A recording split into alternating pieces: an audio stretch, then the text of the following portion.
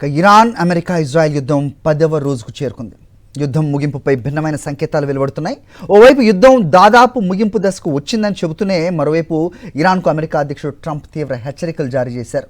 అటు ఇరాన్ కొత్త సుప్రీం లీడర్గా ముస్తఫా ఖమేనీ బాధ్యతలు చేపట్టడం ఉత్కంఠ రేపుతోంది. ఇరాన్తో యుద్ధం విషయంలో అమెరికా అధ్యక్షుడు డొనాల్డ్ ట్రంప్ స్వరం మార్చారు. ఇరాన్ కనుక ప్రపంచ ఇంధన సరఫరాను అడ్డుకోవాలి అని చూస్తే ఊహించని రీతిలో దెబ్బ కొడతాము అని హెచ్చరించారు. ఆ ప్రాంతం మళ్లీ కోలుకోలేనంతగా విరుచుకు పడతాం అంటూ ఘాటు వ్యాఖ్యలు చేశారు. అయితే అంతకుముందు సిబిఎస్ వార్తా సంస్థకు ఇచ్చిన ఇంటర్వ్యూలో యుద్ధం ముగింపు దశకు వచ్చింది అని ట్రంప్ పేర్కొనడంతో మార్కెట్లు కాస్త ఊపిరి పీల్చుకున్నాయి.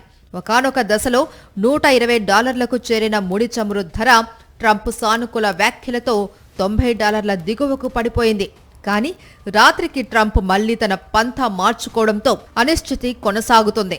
Iran supreme leader Ayatollah Ali Khamenei మరణం తర్వాత ఆయన కుమారుడు ముస్తఫా ఖమేనీ కొత్త సుప్రీం లీడర్గా బాధ్యతలు చేపట్టారు. దీనిపై ట్రంప్ అసహనం వ్యక్తం చేశారు. ఇరాన్ వీధుల్లోనూ ముస్తఫాకు వ్యతిరేకంగా నినాదాలు వినిపిస్తున్నాయి.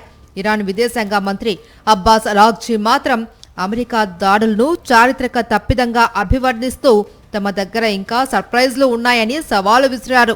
ఇజ్రాయెల్, అమెరికా దళాలు ఇరాన్పై 3000కు పైగా వైమానిక దాడులు చేశాయి. ఈ ఘర్షణల్లో ఇరాన్ వైపు సుమారు 1300 మందికి పైగా మరణించినట్టు సమాచారం. అటు లెబనాన్లోనూ ఇజ్రాయెల్ దాడులు కొనసాగుతూ ఉన్నాయి.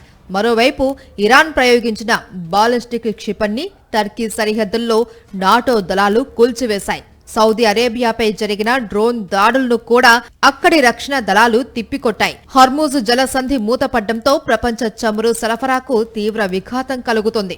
అగ్రరాజ్యం హెచ్చరికలు, ఇరాన్ ప్రతిఘటనతో పశ్చిమ ఆసియాలో యుద్ధ మేఘాలు మరింత దట్టంగా అలుముకున్నాయి.